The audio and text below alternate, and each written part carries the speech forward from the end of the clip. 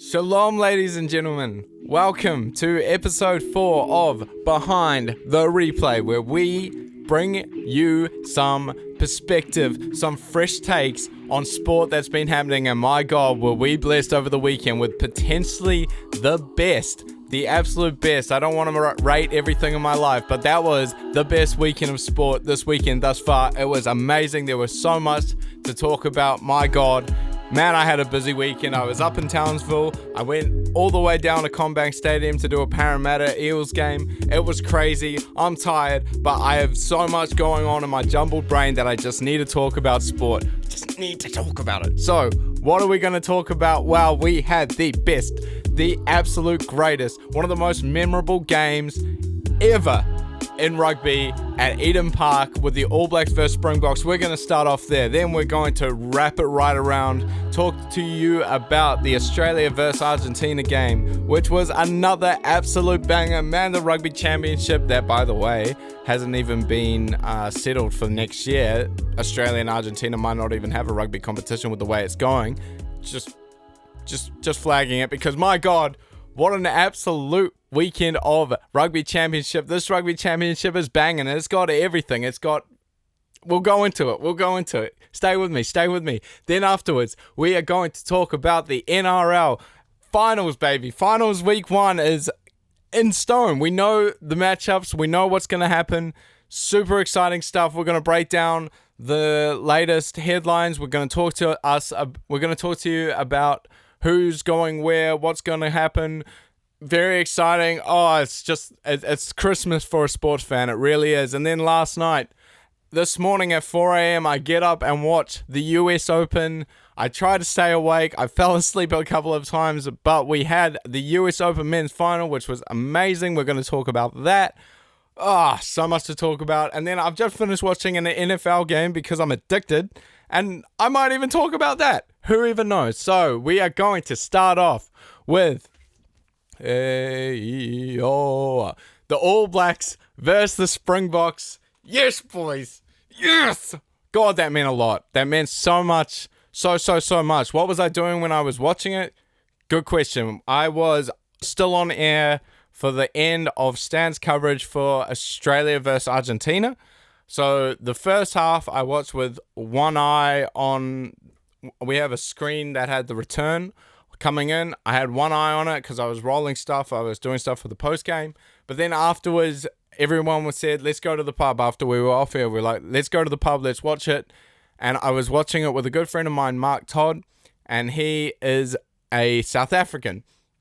And not only that, he is he's one of the best at EVS of what we do. He was head of South African EVS for a while. If you don't know what EVS is, that's what I do for a job. That's why we call it Behind the Replay. I do replays on live sport games, and we use a machine called an EVS LSM to bring you the replays.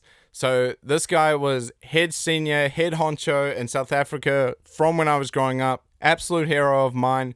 One of my really good friends in the industry. I don't even know why I need to preface it like that. Love the guy.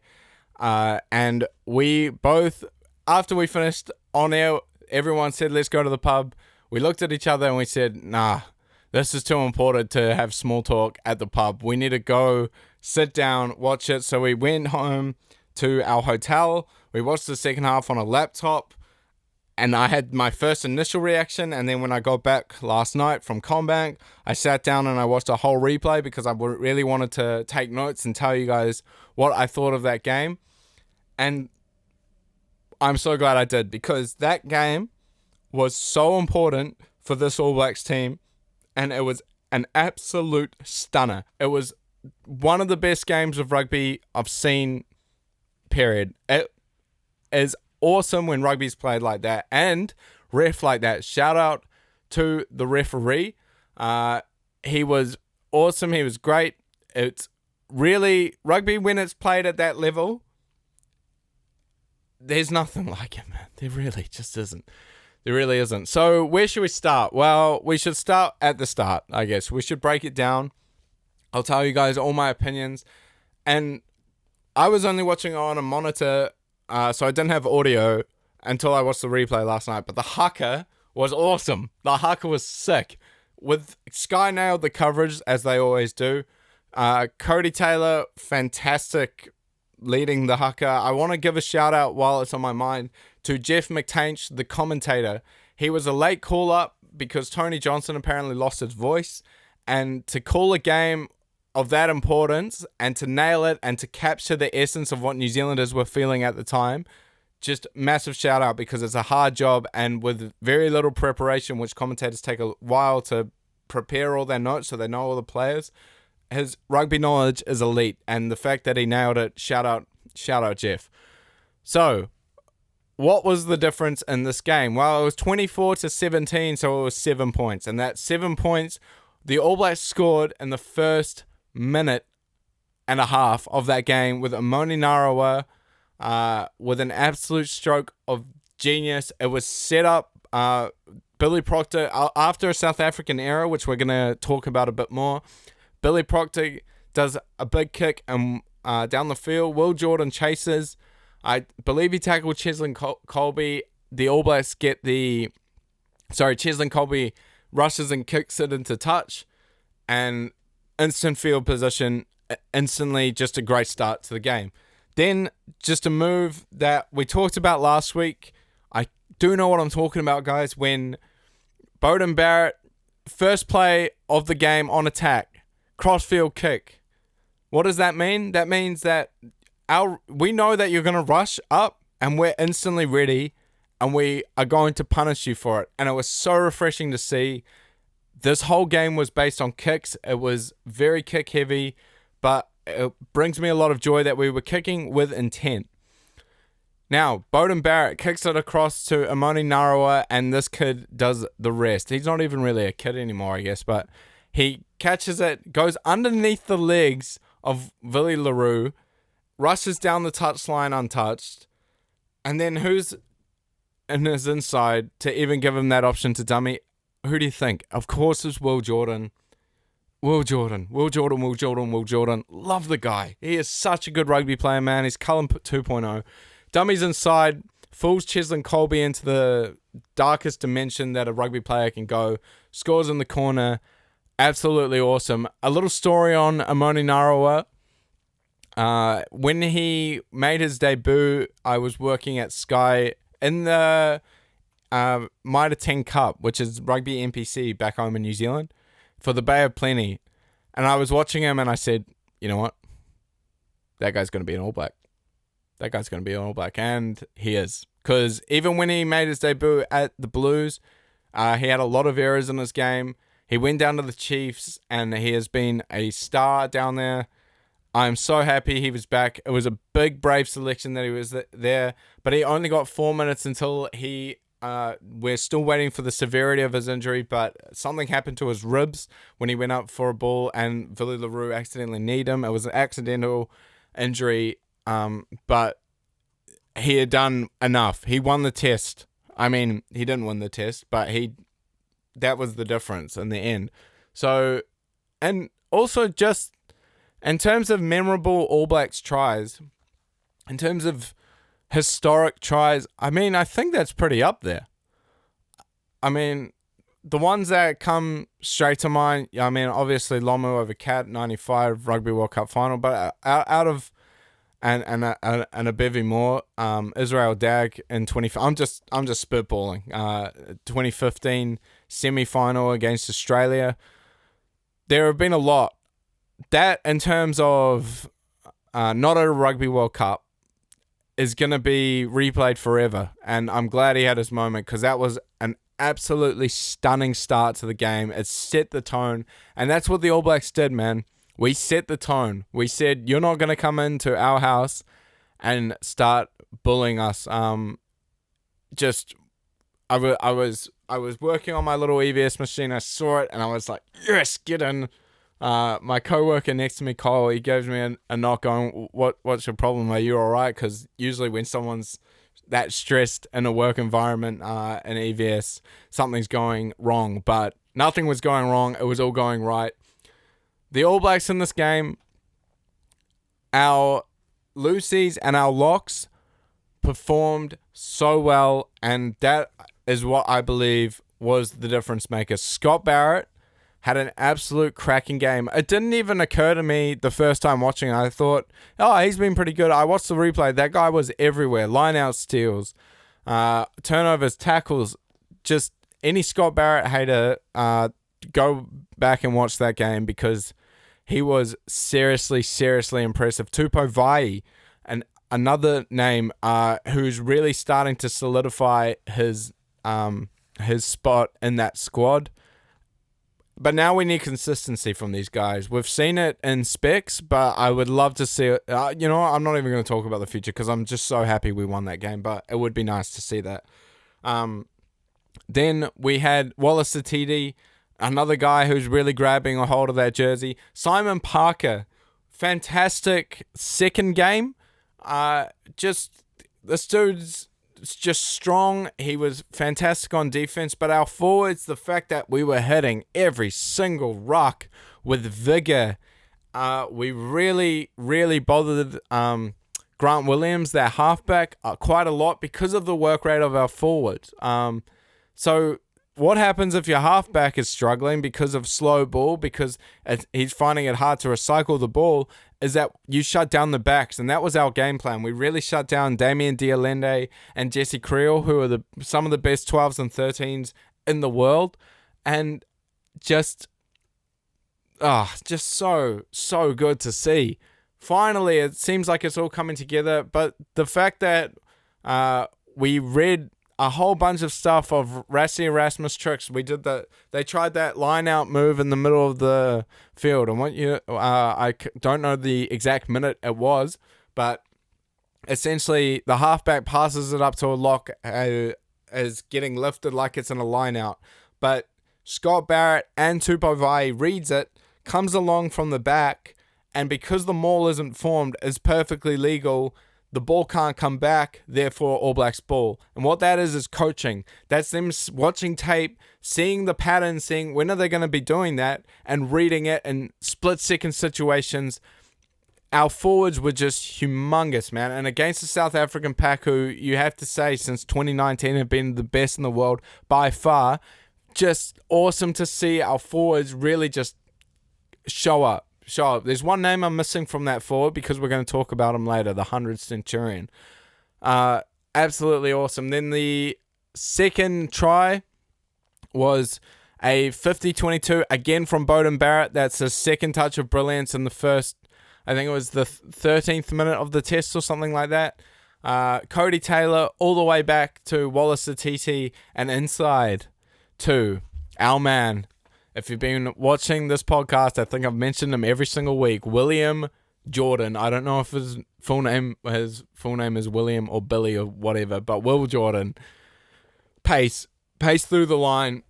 Beautiful set move. Try. Yeah, just fantastic. Our tactics in that game was really predicated on another name who I think deserves a big shout out. Finlay Christie. He's our fourth string halfback at the moment, and he had an absolute worldie of a game. His kicking game was intense. It was beautifully managed. It was well coached. It was great, man. It was just I'm just on cloud nine after that game. It's just so good seeing a team that I have loved for a long time finally coming together like that. And the box kicks, it was kind of death by box kicks on both sides, and I started to think, what makes the box kick such an appealing thing for coaches? And I think because you're only really getting the ball back, maybe if you're good, 40%, 50%, but it's the pandemonium after. It's the fact that all your forwards have to get back, have to clear out the ball, have to get everyone behind. It's that really starts sparking opportunities. And then if you do get the ball back, then all of a sudden you've got space and you've got tired forwards. But that whole game was just up in the air, just all around. But it was the fact we were hitting every ruck, we were contesting every single loose ball, we were getting turnovers with such vigor, and we were just tough, man. We were just tough. South Africa from the other side made a lot of errors. I was watching it with Toddy, and he said, kudos to the All Blacks. He gave us our flowers, but he said, I haven't seen a South Africa side play that bad in a while. And I didn't really know what he meant until I went back and watched it, and they were making a lot of errors, man, that you can't afford in those tests. Specifically the halfback, I thought he had an absolute horrible night, which is tough because when your forwards are going back like that, but he was making errors. And right before halftime, they had 2 opportunities. And one of them, Grant Williams knocks it on in the 36th minute, and then in the 38th minute, this is on our 22. They can't get the line out right. I think there was a delay in the jump. Something Malcolm Marks didn't hear the call, but both those opportunities were primetime opportunities, and we go into the break 14-3, which was just, when you go into the break of that, and it's a big difference, man. 11 points is a lot of points. Samisoni Takiaho, again, deserves a shout out. Last week on the podcast, we were a little bit critical of his line-out game and his technical aspects. Not only was he that raging bull, which is what you want from a player like that and what he brings to the table, but his line-out's technicality was fantastic. It was really good. With Amoni Narawa going off in the 4th minute, that meant little brave Damian McKenzie came on at fullback, and you knew, man, this is going to be a big job because they're going to be kicking to him all night. And what did he do? He was super brave in the air, took a couple of absolutely heroic takes, and that is the ideal thing that the All Blacks have been working on for so many years now. We've been trying again and again and again to make it work so that our kicking game, that you have Beauden Barrett there at 10, you have Geordie Barrett who can kick, you have Damian McKenzie at fullback, but the chemistry's never really quite been on until that night, and I think that's what they're looking at. They're looking at, we need guys in every position with all the skills who can kick. Billy Proctor put in a couple of good kicks there. It was just a really technical game that we managed really, really well. And that pandemonium after those kicks and the fact that guys like Cheslin Colby are dropping the ball, who would never drop a ball, it just kind of shows you all that you need to know about. It was the best performance from Razor. He was masterful. He knew exactly what we needed to do. Just great. So that's the first half. The second half comes in, and then immediately the All Blacks are on the defense, and Rieko Ioane in the 42nd moment with a huge moment holding up the ball over the line. It looked like the guy was going to get it down, and he didn't. Tubo Vai again over the ball, and gets the penalty after that. He had a couple of turnovers, which was just huge. And now, after all that, there was one guy who really stood out from the paper, and that is who I believe is going to win World Rugby Player of the Year, as he deserves, as he is just a monster, man. Ardie Savea. Wow. That turnover at the end of the game where he said, "This is our house," and he pointed down, was just awesome. He was just, every single time Ardie Savea seems to be in a situation where any other player, it's trouble because he's isolated, because there's 5 guys around him and he's out on the wing, and you're like, oh, he's going to go back 4 meters here, and he makes 3 just by leg drive. I've never seen a guy with such powerful leg drives and just ball carrying as Ardie Savea, and he was immense towards the end. It was just absolutely fantastic. The scrum that led to Malcolm Marks' try, I was very nervous at the time because that brought it into 7, so that was 17-10. Then we get a penalty, and we had a decision that only the All Blacks would make, I believe, where we're up 17-10, and we go for the jugular in the 63rd minute. We go for goal. For the line. Huge call from the seniors there. I believe it would have been Scott Barrett who made that call, and it was just a masterstroke of what the All Blacks have always done, which is, if you want to win tests, you don't go up in 3s, you go up in 7s. Not only did that set up Quinn Tupai's try after Peter Steph du Toit missed a tackle on him, but that was after a lot of pressure on the line. I don't really blame him for that. It was immensely strong from Quinn Tupaia. Fantastic run. he was great, and during that moment, it also picked up the very important Quagga Smith yellow card, which I thought was a bit soft, but I think it was after repeated infringements from the same player. That was the reason that that he got sent off. So, because of that, what that meant was not only did the All Blacks get 7, but we also got another man off the field, and that ended up being really important. Then in the 68th minute, and I owe this guy an apology because I forgot his name last week, Kyle Preston from the Crusaders, who's had a fantastic season at the Crusaders so far this year, comes on in his debut after Finlay Christie just did an insane job throughout this test match, man. Finlay Christie, with all the pressure on him, I would be happy to have him there for the rest of the time after a performance like that. Not only his box kicking, he's everywhere. He's a pit bull. He was great on defense. He's just being annoying. He played what you would say one of the perfect game. If it wasn't for our loosies and our flankers our loosies and our locks being so good, Finlay Christie would have all the flowers on him right now, which I think he does a lot in the media. And then, yeah, so Kyle Preston comes on. He added a couple of nice touches. He chased back the Dialende kick, which was important. I wouldn't say it was a try saver, but it was nice to see a player contributing in such a way. When Reinhardt goes through for that try, after Quintu Paya scored, again, very, very scared. Tupou Vai, that was the one mistake he made all night. He was a little bit late to that assignment. Reinhardt goes through, and then at this point, you're just thinking, this is going to be a draw. This test is so epic, it deserves a draw. Yeah,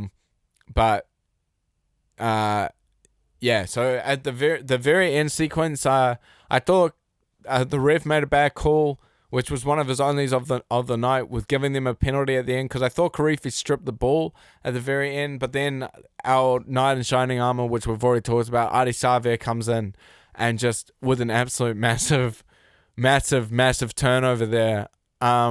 Then all we have to do is hold on to the ball for another 20 seconds, but no, the All Blacks have to make it nervous. They get a turnover, and at this point it's 24-17 in overtime, in extra time, and I'm just thinking, God, this is going to be a draw. There's no way that this is going to happen.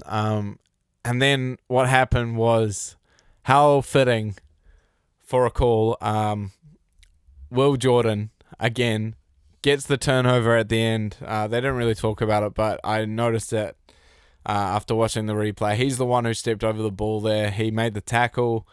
It was a team effort, but he was the first one there, as he always is. New Zealand win. New Zealand win the biggest test. New Zealand win, make sure that Eden Park record is still intact. Since 1994, we haven't lost.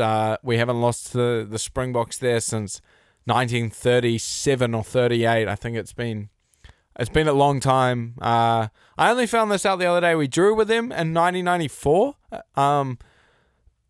at Eden Park, and that was actually the start of our 51 win test streak at Eden Park. So great. Going forward, I want the All Blacks to play like that every time. Our forwards and loosies, now that they've shown us that they can do that, which I feel like they haven't in the past for a while, the fact that we can really be the tougher, bigger dudes on the pitch, very important that going forward we do that, because I'd love to see it. I've just talked about that game for 20 minutes, and I feel like I could talk about it forever, because just the atmosphere, it made me a little homesick seeing Eden Park, because that place, when it's a special place, man, Eden Park, when it's sold out like that for an All Blacks game. I'm so glad that the Fortress is still up. I mean, it's going to be broken at some point. But, yeah, huge win. All Blacks 24-17. Coming from a Springboks perspective, which I think is also important, because I've just talked about the All Blacks for a long time, they can definitely play a lot better. That is what you'd have to say a bad Springbok performance. It was interesting talking to Toddy, because when they were doing some box kicks, he said, "Oh no, why are we doing the box kicks?" And I said, "Well, last week against Australia, that was the reason you won." And he said, "Yes, but it was the context of it. We weren't down 14-3 and we're kicking away the ball doing bad errors. I thought we shut down their backs really well. I thought a lot of it personally was the All Blacks good rather than the Springboks bad. But the Springboks can definitely play better, and I am a little bit worried about next week because that is pretty much, I think, I don't want to say the ceiling, but it's damn close to the ceiling of an All Blacks performance. That damn close. So we'll see what happens next week. Very excited indeed. But yeah, I think I've talked about that enough. I think I've gone through every single point that I wanted to make. Yes, up the All Blacks. Can sleep a little bit easier knowing that we won that game. Next, I want to talk about the other game of the Rugby Championship, which was cracking, which was absolutely awesome. Australia versus Argentina. I was there in Townsville. I was doing the replays on this game. I was cutting highlight packages. So yeah, just a little talk about what I actually did on that game. We might actually start there. So how it all works really is there was a setup of what we call a Super Rugby setup. So this is the same spec as what you would have on a Super Rugby game. I'll go through all the cameras really quickly. Sorry if it gets a little bit technical, but you have cameras. I'm just trying to think of the best way to. Can you all see my phone? Okay, so for those on Spotify, I've got a phone that is facing horizontally. So up here is cameras 1, 2, and 3. And those are your wide shots. What they are the ones that the director's cutting a lot. And so you can see when the game's going on, he goes 1 to 2, and 3 is a little bit tighter. So it's more of a following the action, but 1 and 2 are wide. 1's ultra wide, so it gives you the whole perspective on the field. 2 is kind of your ball follow, and then 3 is a little bit tighter than that. Then you have 5, 6, 7, and 8, which are corner cameras. They're just the ones in the corner. 2 of them are in super slow motion, which means that they are shooting at a higher frame rate. That means that they have more frames to play with. So when you slow it down, it looks pretty, essentially. So that's where we get all our reaction shots, and that's where a lot of the shots that you'll see, unless it's straight down the barrel of that camera, which means straight in front of it, it will most likely be that camera. And then you have 4 and 9, which are your sideline cameras, which are just the dudes running up and down the sideline. We had a camera at the very end behind the post to show kind of the shape, but you would never use that camera if the play's running away from you because it's on the opposite end of the field. I hope I'm making sense. And then we had a camera which I was in charge of called CineCam, and now what that is a camera that is also operated by a person who's running up and down the sideline, but they're getting a lot of color. And what we mean by color is just stuff to make it pretty, because our job is really to make sure that you feel like you're at the game. You really make sure that you know what happened and there's no, oh, I didn't actually see that, because our job is to make sure that you saw everything that you needed to see. So not only was I cutting the halftime highlights, cutting the player packs of all the player highlights, I was also replaying that CineCam, and CineCam has this thing where they can play it back and it's in slow motion, but he has to do something called triggering it, which means the cameraman actually has to press a button and it triggers it, and then that outputs it into my EVS machine, and then I play it back at that speed. Pardon me. So that's what I was doing. So it was a very busy night because the Argentinian fans really showed out. And I was doing a lot of replays of just awesome crowd color, and I got a replay at the very end when Angus Bell went over for the game-winning try. In the 84th minute, I got a nice replay of the Australian fans all going up at the same time. I was cutting the crowd arrivals in our pre-game, which is The cameraman goes out a couple of minutes, maybe like 30 minutes beforehand, and just shoots everyone going like, yeah, but because he's triggering back, it's in slow motion. So we had Argentinian fans on the bridge there in Townsville going absolutely nuts. It made me more and more excited. It made me more and more, I get a little bit nervous before I operate because it means so much to me. But we nailed it. It was a fantastic production. I was really happy with the way it actually went. So that's a little bit behind the replay of what we did. But you're not here to hear that. We're here to talk about the actual game. And there's no other place to start other than Harry Wilson having the guts and the leadership and just what a Wallabies team this team is. They are such a likable side. They have players who left, right, and center. They're lovely in interviews. Way different to the Wallabies team from when I was growing up, if I'm being honest. But Harry Wilson having the opportunity to get the draw at the end, saying, no, we want the win. We're here to win it.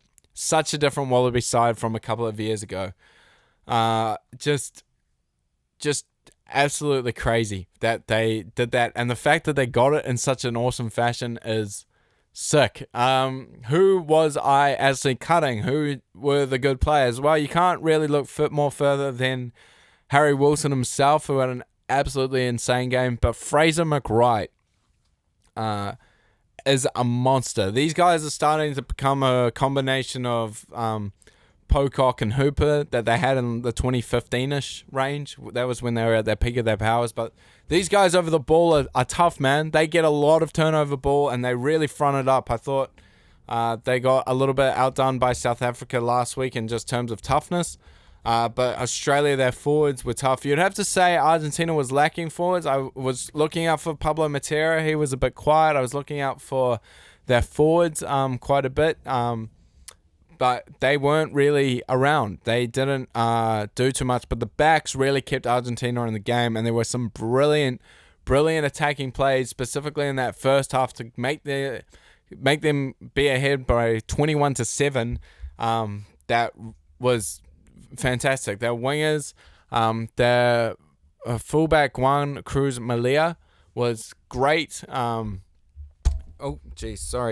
Carrera was fantastic as well. Both the Carreras. Yeah, so Argentina, you'd have to say, pretty unlucky to lose that game. But Australia really deserved that win. Specifically the way they played in the second half.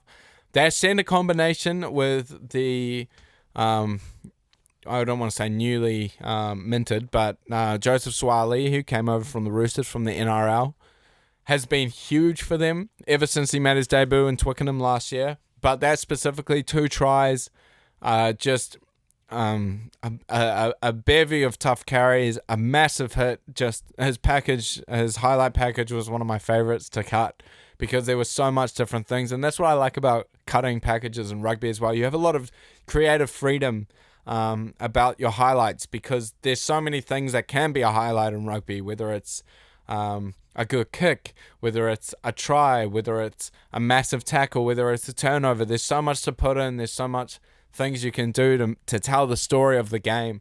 And it was a privilege and an honor to cut for that game. It was awesome. It's a different atmosphere with those big ones when there's so much going on, when there's so much on the line as well. So that means Australia is in second after the All Blacks now, and that also brings up the next game at Eden Park for the Bledisloe. Another huge game at Eden Park, which we'll talk about in future episodes, I'm sure. But after Carlos Tizano gave away the penalty in the 78th minute and Juan Cruz Malia and the Argentinian fans were going off after he hit it, you would have thought that was enough, but no, that ending was just huge. The forwards get around, just tough carry after tough carry, and then Len Ekitau with a great pass out to Angus Bell, who goes over and scores the match-winning try. So happy for the Wallabies. I can't believe that sentence came out of my mouth. But yeah, just fantastic to see Australia rugby making a comeback because they're a good team. I didn't even think Jorgensen or Callaway had a particularly fantastic night, which I was a little bit worried. But this game was a lot different than the All Blacks, than what we saw in previous games. I thought a lot of it was less about the kicking, more about the toughness of the forwards, more about the running the ball. There was kicking, don't get me wrong, but I thought it was more predicated on that. And then, Fraser McWright was unbelievable. Tate McDermott was the player I actually was thinking about before Fraser McWright came to mind. But Tate McDermott is a fantastic impact player for when he comes off the bench, because he just makes plays. And he's on for 10 minutes, and I already have something on him, and I'm like, man, this guy is just a freak. And the fact he was playing winger earlier on, and now he comes in at halfback, his actual position, was just awesome. Australia really deserved that win. It was great. I'm glad to see a game winner, but just that game will always be remembered as the Harry Wilson changing Australia rugby culture by just going, no, we are not happy with a draw. We want the win. With that killer mentality, just makes everything super, super interesting. And so, fantastic. 2 absolutely terrific games of rugby. And also, I just want to shout out Lena Kitau again. I think I talked about Swahili a bit, but Lena Kitau was really quite dynamic and important during this performance, specifically on defense. He is that center combination that Australia have can go with anyone. When Swahili, with the X factor of him and the consistency of Kitau, it's a really formidable midfield. And so that will probably be the wrap-up of the Rugby Championship. Had an absolute fantastic time up in Townsville. I went up on Friday, got back on Sunday morning, went straight out to Combank to do what we're going to talk about next, is the NRL. I might just have a quick glass of water or a quick sip, because I'm getting a little bit spitty. Thank you for your patience. Next, we had the NRL, the National Rugby League competition. Awesome. I am so hyped for finals, man. It is getting more and more interesting. I sat down with some of our co-workers up in Townsville who are also massive NRL fans, also legends of EVS in the game, of working on it, and we were talking about who do we actually think can win it. Because the top 8 at the moment is the teams who you would say maybe 4 weeks ago are looking vulnerable, and the teams who you'd say 4 weeks ago looking, no, I don't think so, are looking good. So Friday night, we have the Storm versus the Bulldogs. I am going to Melbourne for this game to work on it. Absolutely excited, absolutely ecstatic that I get an opportunity to work on the NRL Finals. 2 teams who you would have to say are limping into the finals, 2 versus 3.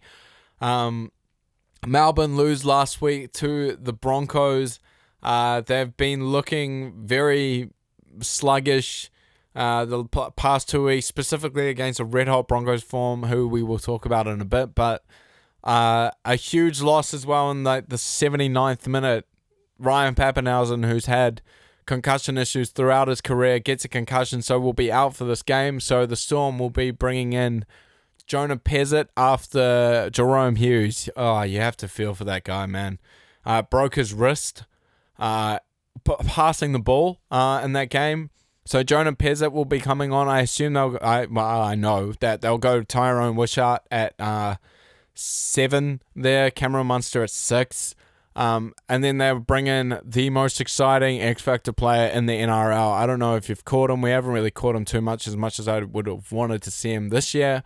Suafaa Longo on the fullback, who may be his opportunity to really say to Craig Bellamy, give me a contract. I deserve to be here. I don't want to go to an expansion team, because he would be the first pick. This guy is lightning in a bottle.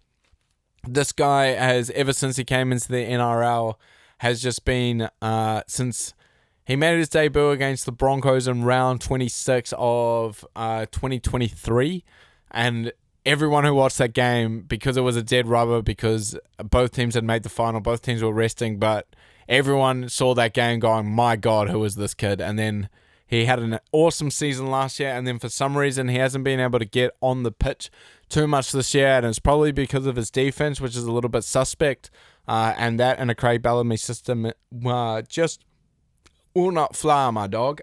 So he has an opportunity to really stand up, but the Storm bringing back Pezzett and Fa'alongo will be big for them. It's going to be interesting to see.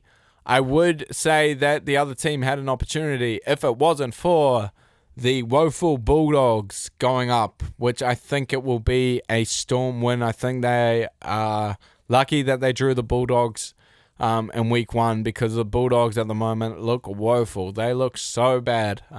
They lost to the Sharks 24-6. Weren't resting that many players. They have now lost Montoya out for the entire year because of a hip drop that Nico Hines hip drop, I do in quotations, because he got suspended for a week, even though I didn't think it was that bad. And even Gus on our broadcast yesterday said it shouldn't have been, and Gus is the Bulldogs manager.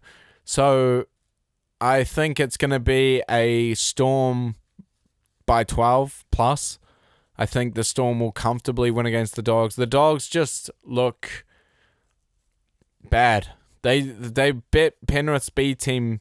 I mean, I know the score blew out at the end 2 weeks ago, but we talked about it last week. You hand the keys to a 19-year-old. Their offense looked really bad in this 24-6 game against the Sharks. It was, just one of those games that just, it's kind of like, you know that feeling when you eat like peanut butter and then you get like that oil at the top of the roof of your mouth? I don't know why, but that just reminds me of the Dogs' form. If that makes sense to you, it will. If it doesn't, then just ignore what I just said. But that is what the Dogs are. So Storm versus Dogs Friday night. I think the Storm is safe to bet on, even though they are looking a little bit vulnerable. But I've seen it too many times in my lifetime where they look vulnerable that we say, oh, I don't think the Storm can go that far this year. And then all of a sudden they're in the grand final, and then all of a sudden they're winning it. So Storm. Next, we have the Warriors versus the Panthers at Mount Smart. And I was worried about this last week. And I was hoping that by some miracle we could avoid them. I mean, I know you have to play everyone if you want to win the whole thing, which I don't think the Warriors are going to do. We lost 27-26 after James Fisher-Harris scored the fastest try in NRL history after, I believe it was 12 seconds, which is crazy, but we still managed to lose it. It was really 27-20. We scored a try at the very end there. I mean, the Warriors, maybe next year. Lots of errors, lots of poor attack, lots of one-outs. It's not our fault. Metcalf, baby, come back. It was meant to be. Yeah, Metcalf needs to come back because I think the Panthers will comfortably win this. I think the Warriors, it will be closer than I think. I hope, because I think the Warriors will get up. The fact that it's a finals at home, and usually we're okay in a finals at home over the past couple of years. But I mean, the Panthers 40-20 against the Dragons. I mean, far out. It's the Panthers, man. It's a team that, I think all NRL fans will be a bit broken if they win their 5th in a row after looking this vulnerable, which I think is completely in play. Next, we have so Panthers. I don't really have too much to say apart from I'm crossing my fingers for that game. Next, we have the Raiders versus the Broncos at Raiders. I'm going in order of when the games will be. The last time they played was round 2, 32-22 to the Raiders. It was completely different teams. The Broncos, they went through a bit of bad form. somewhere there in the season, and now they are looking so good. When I owe an apology to Mr. Toilet Water himself, Reece Walsh. What a performance. That was the best performance of his career against the Storm last week. He is looking red hot. He's been looking red hot the past 3 weeks. He's hit a rich vein, which was what you want to do at this time of the year. Because when it is finals, you don't want to be limping in. You want to be running in. But the Broncos are looking pretty scary, you'd have to say, for the rest of the NRL. They're looking like they're starting to bring it together. But I am curious to see, because Adam Reynolds is looking to come back from injury since his injury against the Storm a couple of weeks back, which is going to be interesting because they've been giving the keys to Reece Walsh a lot, and he's been good with the keys. And it's going to be interesting to see how they integrate Adam Reynolds back in. Josh Papali'i is doubtful for this one.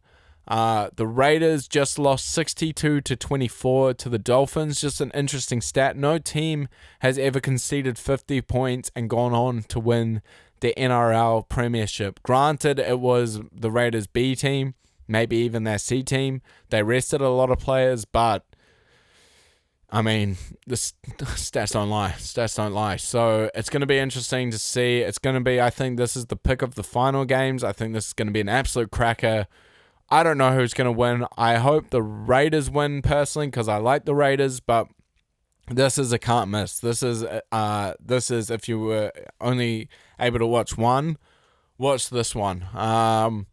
Then we have the Sharks versus the Roosters. Huge game for one man in particular. I believe it will be Grant Atkinson, because Nico Hines is going to be out for this game and a must-win, which is pretty unlucky. So if the Sharks lose and you don't have your main guy there, it's going to be pretty tough. So Atkinson came in last year and he was great. He was so good that people were calling for Nico Hines to be off, but that's just because Nico Hines have haters. Round 20, 31-18 to the Sharks. But they are playing against the Roosters. And the Roosters played the Rabbitohs, absolutely smoked them. And the Roosters are looking good, boy. I've practiced this in the mirror 14 times this week. I'll probably still get it wrong.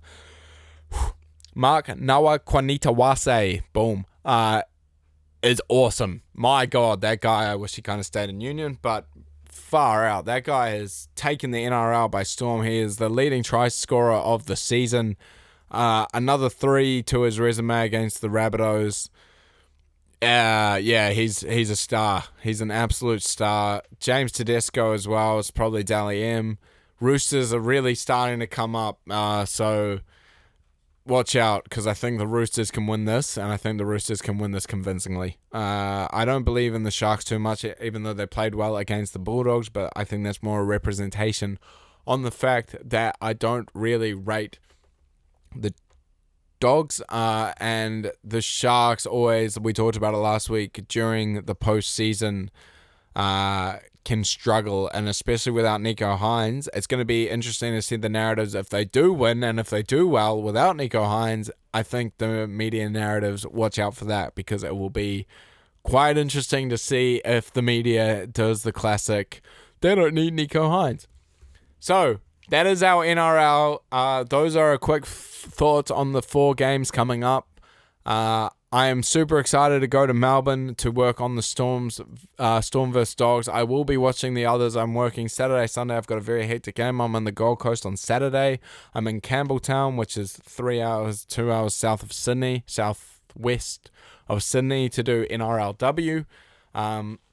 So much sport. So much sport. Fantastic news. So that is our NRL roundup.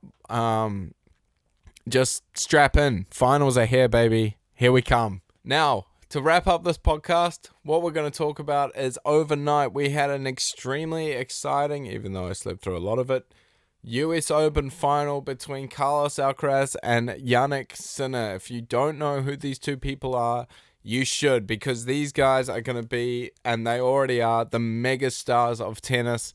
This was their third Open final this year. They met at Roland Garros, which Carlos Alcaraz came back in potentially the greatest game ever played of tennis, coming back from, I think he faced 3 match points in that game. That was the first one. Alcaraz won it in 5 sets. Then Sinner smacked him in the face with a Wimbledon win of 4 sets on grass on Carlos Alcaraz's preferred surface. And then overnight, we had Carlos Alcaraz winning on Sinner's preferred surface of a hard court in 4 sets. I, just for context, tried waking up at 4 a.m. for this.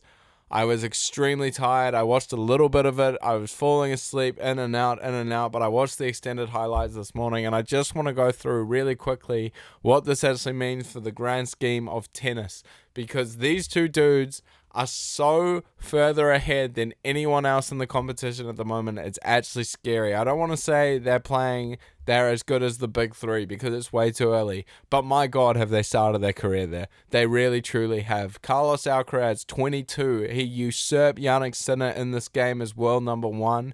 He dropped 1 set on his way to a 6th Grand Slam. He now has 2 Roland Garros, 2 Wimbledon, 2 US. The only one that he hasn't won is the Australian Open, which Jannik Sinner has won twice. He has 4 of 1 Wimbledon, 1 US Open, and then 2 Australian. This is going to be tennis for the next 10 years at least. These guys are insane. The rallies that I did catch, the rallies that I did see live were crazy. They're magicians. They're doing things that are just an amalgamation of the big three. It is so bloody impressive to see. But Carlos Alcaraz, man, that guy is a Federer, Djokovic hybrid with the Spanishness of Nadal. He is just awesome. And my God, did he play a good game. He was honestly pretty unbeatable this morning. They're head-to-head now. Alcaraz is 10. Jannik Sinner has 5. Alcaraz, he is on that course to being the GOAT. I mean, he still has another 18 to get past Novak Djokovic, which when you say it is actually crazy for how much he did in his career.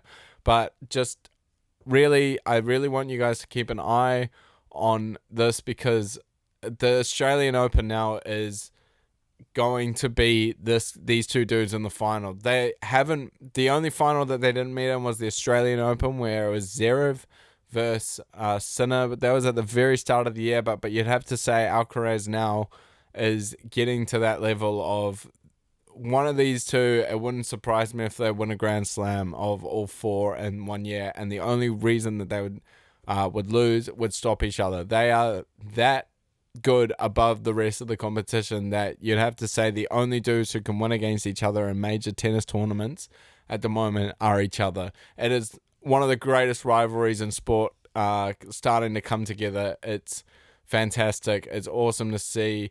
Sabalenka won the women's in 3 sets. I don't particularly like her, if I'm being honest, just because I think she's a bit of a drama queen. I didn't really actually catch the final because I was on a plane. But yeah, in terms of tennis, really watch out for that Alcaraz versus Sinner rivalry.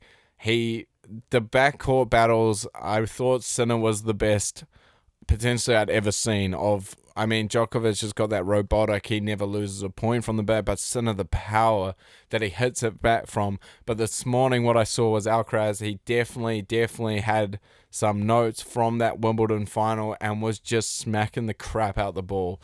It was highly recommend watching the highlights. It wraps up a very interesting US Open. I would say very interesting US Open for the men's draw, but it really wasn't because these dudes were just so far ahead of everyone else.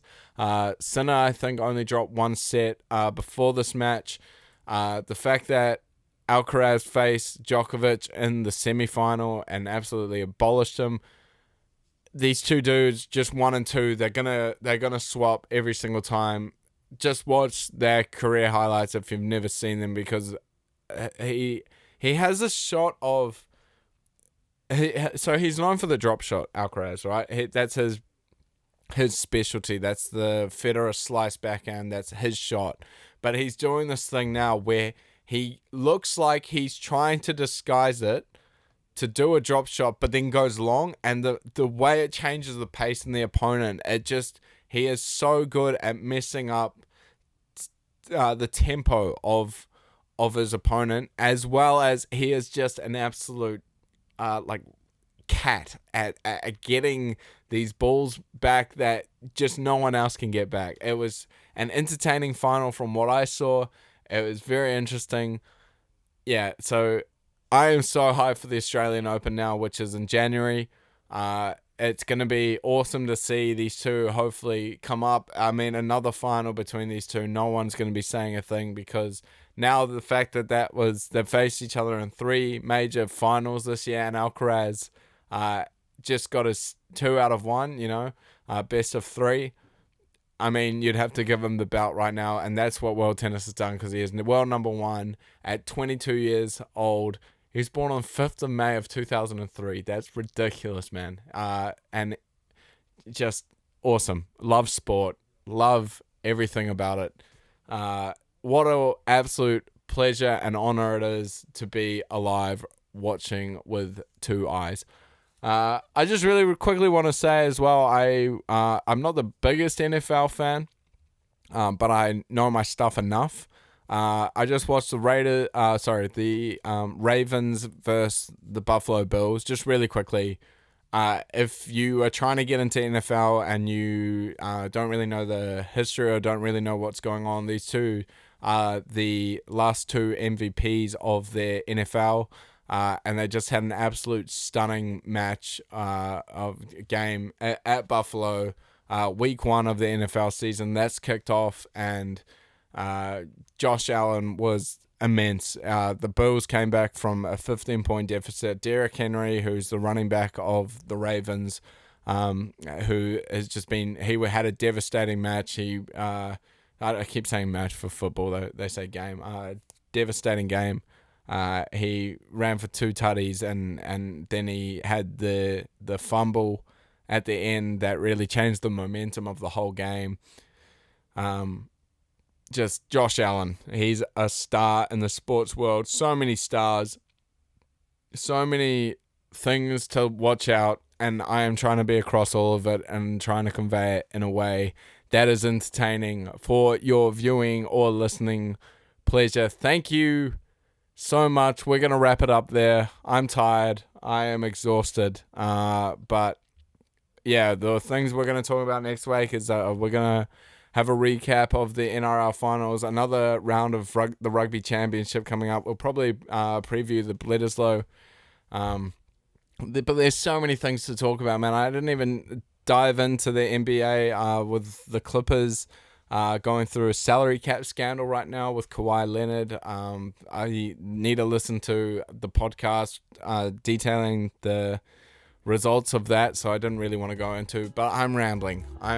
So I would love to thank you for supporting and listening, and I hope I can bring a smile to your face, because this brings me joy, and now I can rest easy. Usually I do the podcast on Tuesday, but there was so much on my mind, I just wanted to do it on Monday. So that is episode 4 of Behind the Replay, summed up. I think today I was a little bit tired. I think maybe Tuesday might be the go so that I can get some rest. But I'm going to go play some basketball. I think it's a lovely day here in Sydney. And I hope you have a lovely day. I hope you have a lovely week. And I hope you learn some things on Behind the Replay. Cheers, peace and love. Catch up.